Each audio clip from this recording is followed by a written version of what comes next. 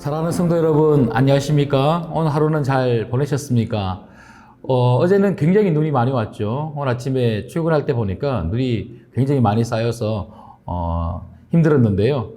날씨도 이제 어제부터 이번 주간 굉장히 또 춥다고 합니다.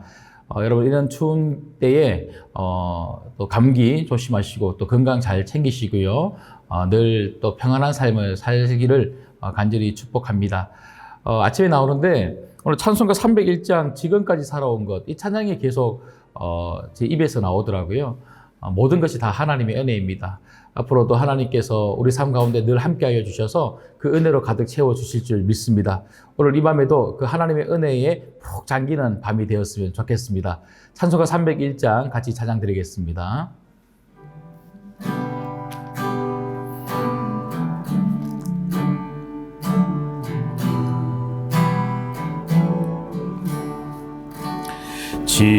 지금까지 지내온 것 주의 크신 은혜라 한이 없는 주의 사랑 어찌 이루 말하랴 자라깨라 주의 손이 항상 살펴주시고 모든 일을 주 안에서 형통하게 하시네.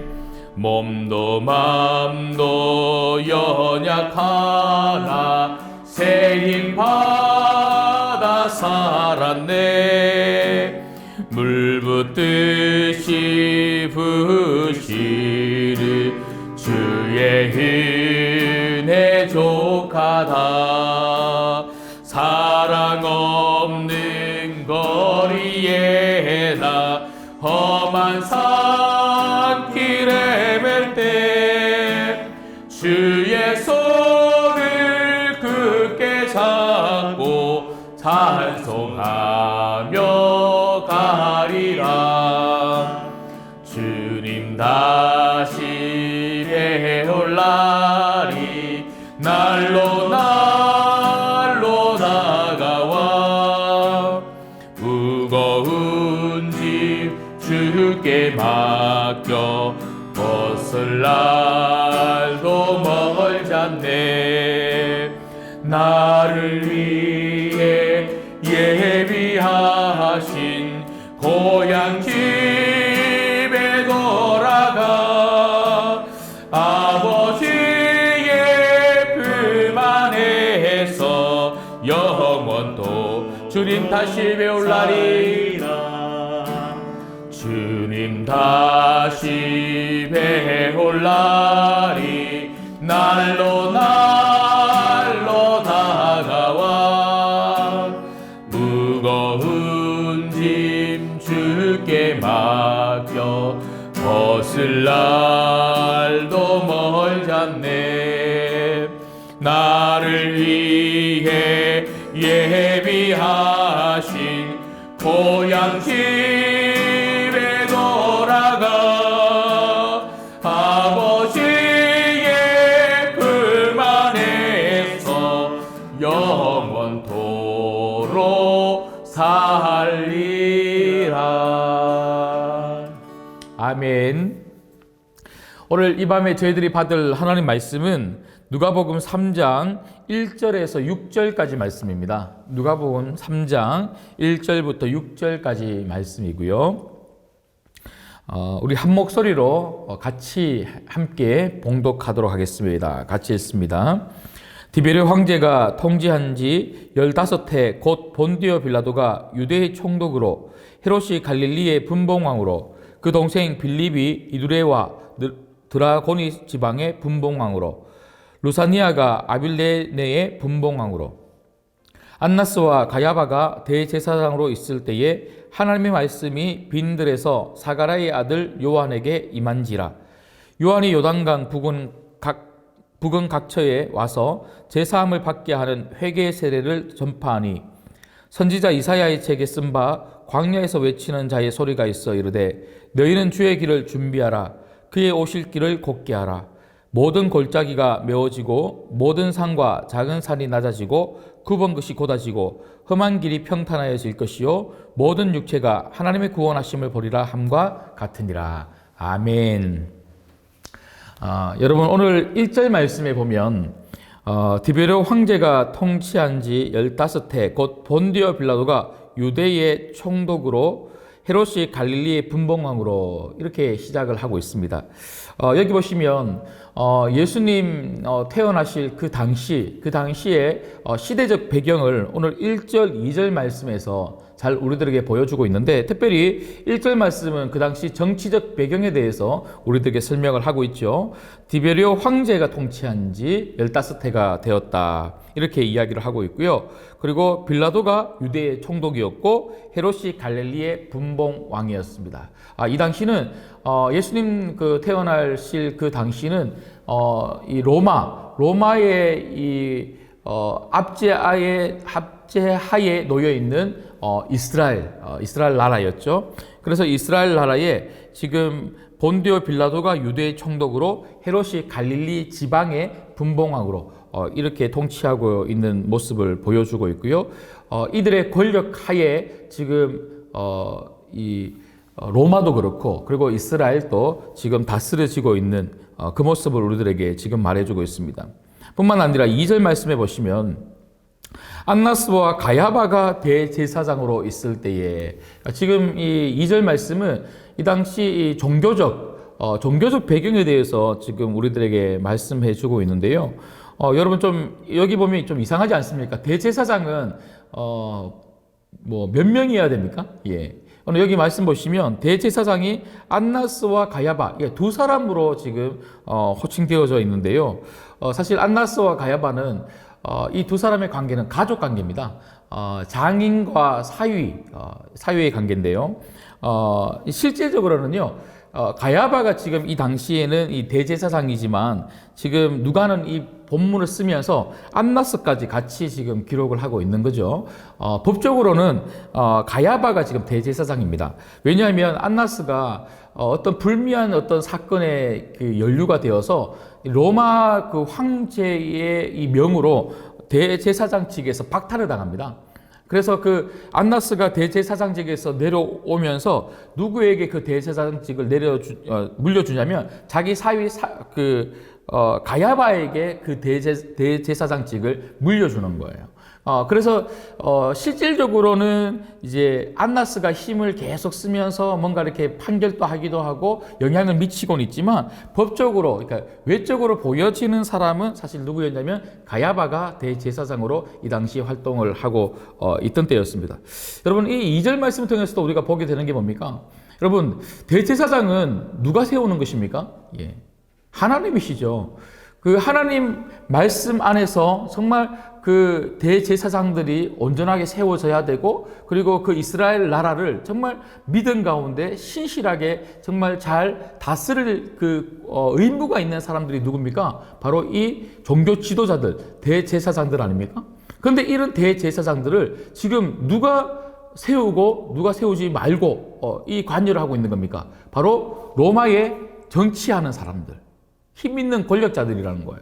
그래서 이미 이 당시 이런 종교 지도자들은 로마의 권력과 같이 결탁이 되어서 지금 거기에 빌붙어서 먹고 사는 이런 이 종교적인 이런 타락이 이미 진행되고 있는 거죠. 그러니까 이런 정치적 상황, 이런 종교적 상황 속에서 그런데 오늘 2절 말씀 같이 한번 보실까요? 2절 말씀을 같이 한번 읽도록 하겠습니다. 자, 2절을 읽을게요. 시작. 안나스와 가야바가 대제사장으로 있을 때에 하나님의 말씀이 빈들에서 사가랴의 아들 요한에게 임한지라. 여러분, 오늘 이 말씀을 통해서 저는 첫 번째로 여러분들에게 이런 말씀을 드리고 싶습니다. 믿음의 사람에게 하나님의 일은 주어진다는 것입니다. 믿음의 사람들에게 하나님의 일은 주어집니다. 여러분, 오늘 2절 말씀 보시면요. 오늘 앞서 제가 말씀을 드렸던 거와 정반대의 어떤 상황이 묘사되고 있는데 그것은 바로 빈들에 있는 사가랴의 아들 요한에게 하나님의 말씀이 임했다는 것이죠.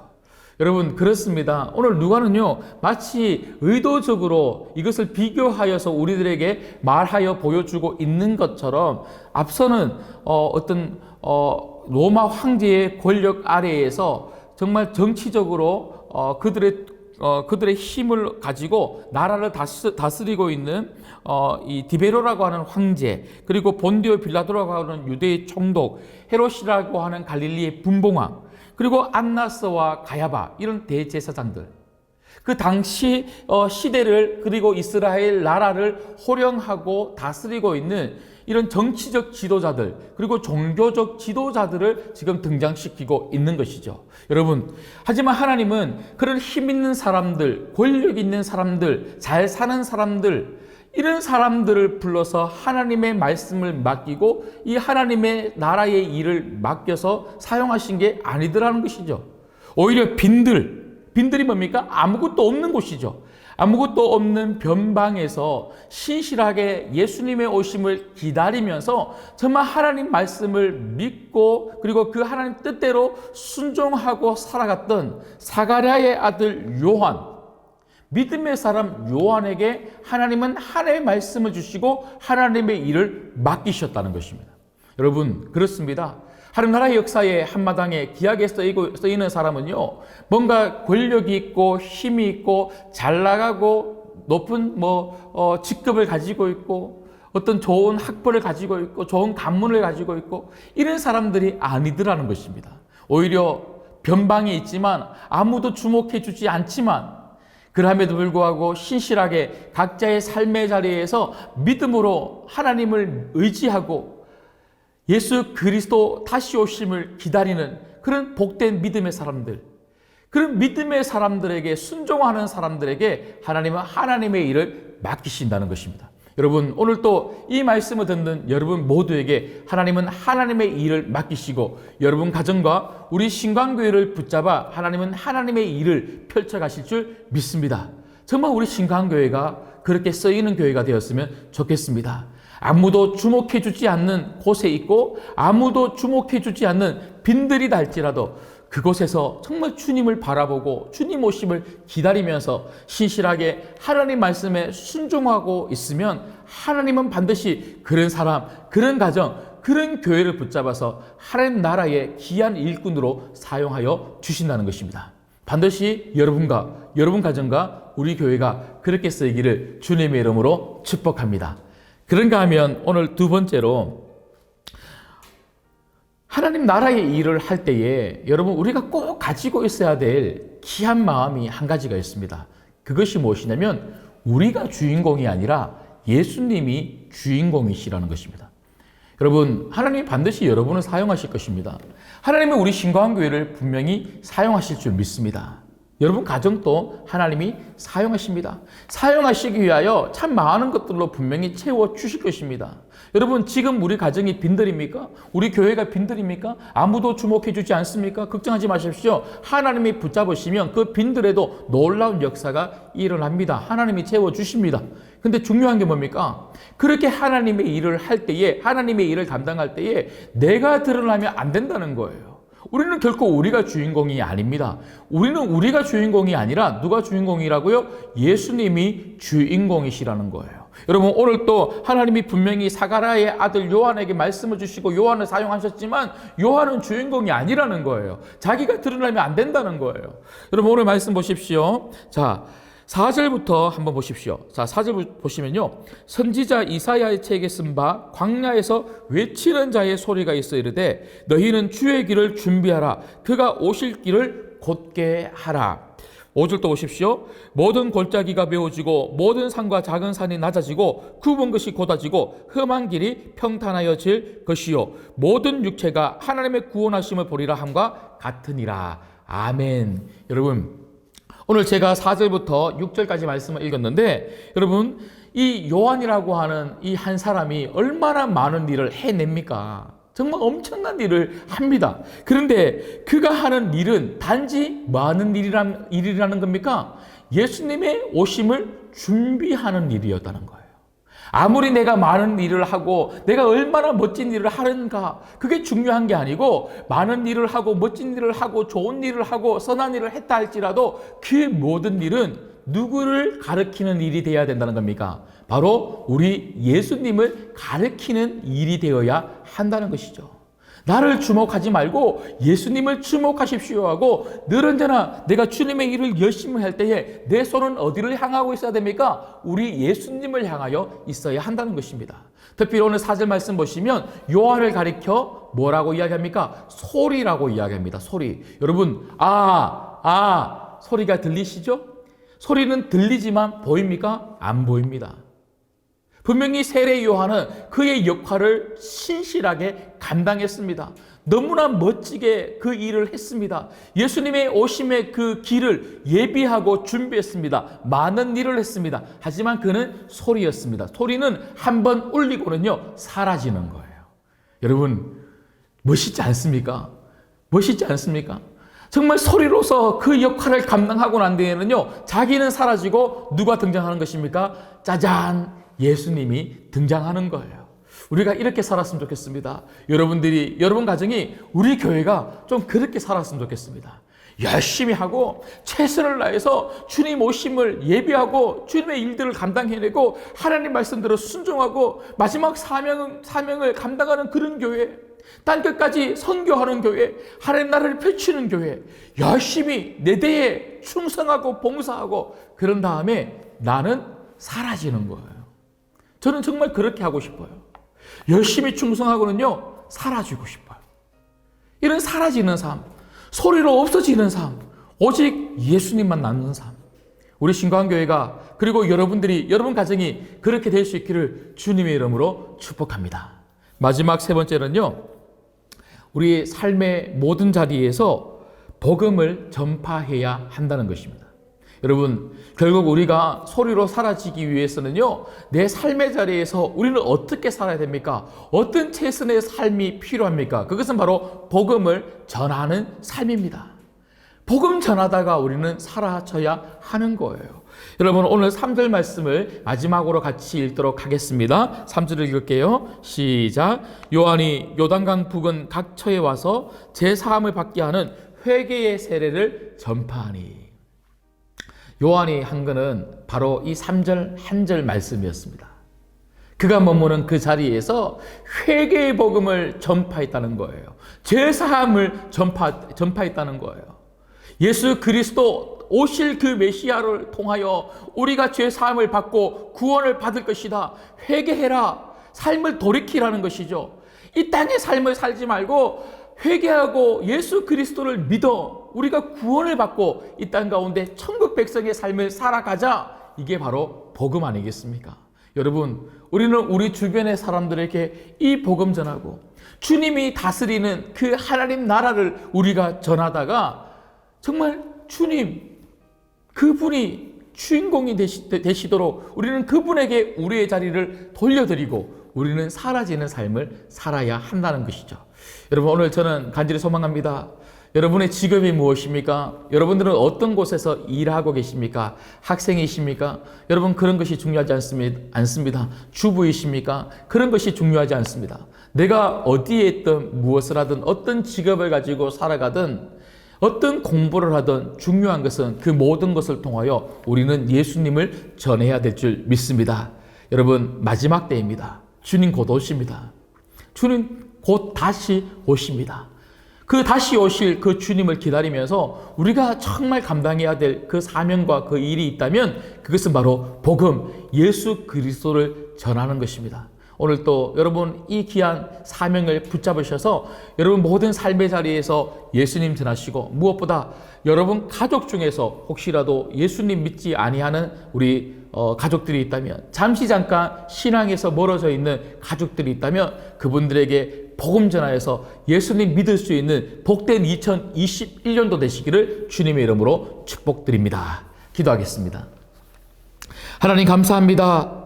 오늘 또 세례 요한을 부르신 그 하나님 아버지의 귀한 말씀 앞에 하나님, 비록 변방에 있지만 아무도 주목해 주지 않지만 그럼에도 불구하고 신실하게 믿음으로 살아갔던 그 세례 요한이 빈들에서 하나님 말씀을 받았던 것처럼 오늘 우리 모든 성도들 각자의 가정 가운데 하나님 말씀을 받게 하여 주시옵시고 받은 그 말씀 가지고 사명 감당하는 귀한 주님의 일꾼 되게 하여 주시옵시고 주님 나라 역사의 한마당에 귀한 하나님 쓰임받는 종들 될 수 있도록 축복하여 주옵소서. 최선을 다하여 섬기게 하여 주시옵소서. 봉사하게 하여 주시옵소서. 충성하게 하여 주시옵소서. 주님의 일을 감당하게 하여 주시옵소서. 사명 감당할 수 있는 우리 모든 성도들 되게 하여 주옵소서. 사명 감당할 수 있도록 우리 빈들도 채워 주시옵소서. 주여 물질 주시옵소서. 건강 주시옵소서. 모든 것들 하나님 채워주시면 채워주신 것 가지고 나누고 베푸는 삶을 살아서 사명 감당하는 삶 살겠습니다.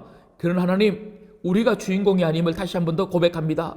오직 예수님만이 드러나는 삶을 살 수 있는 모든 우리 신광교회 권속들 되게 하여 주옵소서. 특별히 하나님, 오늘 이 3절의 말씀처럼 세례 요한이 오직 예수님을 전하며 오실 메시아를 전하며 회개의 복음, 죄사함의 복음, 하나님 나라의 복음을 그렇게 외쳤던 것처럼 우리 삶의 자리에서 이 복음 전하며 하나님 살 수 있는 우리 모든 성도들 될 수 있도록 인도하여 주옵소서. 특별히 우리 신광의 성도들 가운데 그 가정 가운데 예수 믿지 아니하는 가족들이 있습니까? 성령님이 시간 찾아가셔서 그들의 마음을 열어주시옵시고 예수님 곧 다시 오십니다. 다시 오실 그 예수님 정말 우리가 전할 수 있도록 도와주시되 특별히 그 예수님 믿을 수 있는 우리 모든 신광의 가족들 그리고 그 가정들 될 수 있도록 인도하여 주옵소서. 이 모든 말씀 예수님의 이름으로 기도드리옵나이다. 아멘. 네, 오늘 말씀 붙들고 한번 기도했으면 좋겠습니다. 여러분 오늘 말씀 붙들고 기도할 때에 여러분 저는 우리 신광교회 모든 가족들이 세례 요한처럼 하나님 말씀을 받는 성도들, 그러니까 하나님의 그 부르심을 받는 사명을 가진 그런 성도들이 되었으면 좋겠습니다. 하나님은 여러분들을 부르고 계십니다. 그 사명에 응답했으면 좋겠습니다. 그래서 오늘 이 시간 기도할 때에 하나님, 내가 하나님이 부르신 그 부르심에 응답할 수 있도록 도와주옵소서. 우리 가정이, 우리 교회가 그런 사명 감당할 수 있는 교회 공동체, 그리고 우리 가정 되게 해달라고 간절히 기도했으면 좋겠습니다. 그런가 하면 두 번째는요, 여러분, 우리 교회의 사명은 한 가지예요. 그게 하나님 나라를 펼치는 겁니다. 하나님 나라를 펼치는 겁니다. 어떻게 하나님 나라를 펼칠 수 있습니까? 내가 머무는 자리에 하나님 나라, 그러니까 예수 그리스도의 통치가 있으면 하나님 나라가 펼쳐지는 거죠. 예수 그리스도의 통치가 있기 위해서 우리가 어떻게 해야 됩니까? 내가 하나님 나라로 살아가는 겁니다. 예수 그리스도의 통치가 있는 삶이 나를 통하여 내가 머무는 그 자리, 가정에서, 직장에서, 학교에서 살아가야 됩니다. 뿐만 아니라 내 주변 사람들에게 그런 삶을 살 수 있도록 복음을 전해야 될 줄 믿습니다. 하나님, 우리 신광교회 복음을 전파하는 교회 되게 하여 주시옵소서. 하나님 나라를 펼치는 교회 되게 하여 주옵소서. 마지막 세 번째는요, 여러분, 우리 조국, 이 대한민국을 사랑하는 방법이 뭡니까? 우리 정말 이 나라 이 민족 사랑하지 않습니까? 우리 조국 대한민국을 사랑할 수 있는 방법은요, 복음 전하는 것밖에 없습니다. 우리 한국교회를 위하여 기도하십시다. 하나님, 한국교회들마다 다시 복음의 야성을 회복하게 하여 주셔서 이 나라 이 민족을 위하여 기도할 뿐만 아니라 정말 어렵기 때문에, 힘들기 때문에, 코로나19 때문에 한국교회의 위상이 더 땅에 추락했기 때문에 오히려 복음의 본질로 돌아가서 정말 이 복음을 가지고 이 땅, 정말 조국 대한민국 사랑하는 이 땅 방방곡곡에 세워진 주님의 교회가 복음 전하는 교회 되게 하여 주시옵소서. 다른 것 하는 교회 아니고요, 교회 건물 크게 짓는 그런 교회들이 아니라 정말 복음 전하는 대한민국 조국 교회들 될 수 있기를 간절히 기도해 주시고, 여러분 개인적인 기도 제목들 가지고 기도하시겠습니다. 주님 이름 부르시고 간절히 기도합니다. 주여, 하나님 아버지, 오늘도 우리에게 귀한 말씀을 통하여 복음 전하는 교회 되게 하시고 복음 전하는 사명 가지고 살도록 우리를 불러주시니 감사함을 드립니다. 하나님, 세례 요한이 빈들에 있었을 때에 그를 불러주셨던 것처럼 우리 모든 성도들 불러주신 줄 믿습니다. 이 사명 잘 감당할 수 있는 우리 모두가 되게 하여 주시되, 특별히 우리가 소리처럼 사라지는 자들 되게 하여 주시옵소서. 우리는 주인공이 아닙니다. 우리는 듣고 들으지 않게 하여 주시옵소서. 열심히 충성스럽게 주님의 일 감당하다가 기꺼이 사라지는 소리가 되게 하여 주시옵소서. 주님만 드러내는 삶을 살게 하여 주시옵소서. 주님만 자랑하는 삶을 살게 하여 주시옵소서. 우리 주님이 주인공이십니다. 우리 주님만 드러내는 귀한 복된 삶 살 수 있는 신광의 성 성도들 되게 하여 주시옵소서. 특별히 하나님 가정에 머물고 있을 우리가 직장에 가든 우리 주변 이웃들에게 하나님 우리가 만나는 모든 사람들에게 우리가 하나님 나라를 살게 하여 주시옵시고 하나님 나라를 전하게 하여 주시옵시고 회개의 복음 하나님 제사함의 복음을 전할 수 있는 신방의 모든 성도들이 되어서 이 땅 한방 곳곳에 하나님 우리가 펼쳐져 가서 우리가 머무는 그곳에서